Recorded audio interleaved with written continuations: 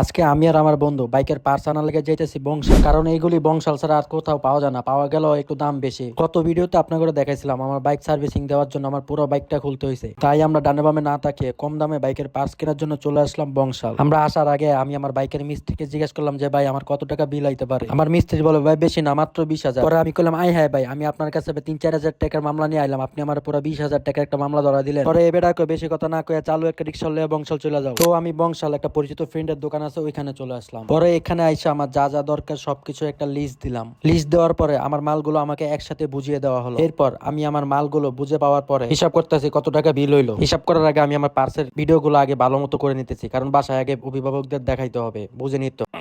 সব কথা সব জায়গায় বলা যায় না। এই দিকে আমি আমার মালের বিলের রিসিপ্ট নিলাম, আর বিল পরে যা দেখি প্রায় 10,000 টাকার মতো হয়েছে। পরে বিল পেড করে আমি আমার বাইকের সাসপেনশন গুলো লেদের দোকানে নিয়ে আসলাম। এখানে নিয়ে আসার কারণ হলো কারণ আমার সাসপেনশনটা অনেক টাল হয়ে আছিল, তাই টাল সারাতে লেদের দোকানে নিয়ে আসলাম। তো এই কাজটি করতে অনেক সময় ব্যাপার, তাই এই কাজের ভিতরে আমি আর আমার ফ্রেন্ড চলে আসলাম গুলিস্তান, তাও আবার একটু দরকারে। তো গুলিস্তানে দরকারি কাজটা শেষ করে এরপরে আবারও চলে গেলাম বংশাল। গিয়ে দেখি আমার বাইকের সাসপেনশনের টাল সারানো হয়ে গিয়েছে, আর এই টাল সারাতে আমার বিল আসছে প্রায় 1,700 টাকা। ঘরের সন্তান যেমন সারাদিন পরে ঘরে ফিরে যায়, তেমনই আমরা সব কাজ শেষ করে আমি আবারও বাইকের কাছে ফিরে যাইতেছি। আর যদি ভিডিওটি ভালো লাগে তো অবশ্যই আমার পেজে ফলো দিয়ে পরবর্তীতে ভিডিও দেখার জন্য পাশে থাকবেন।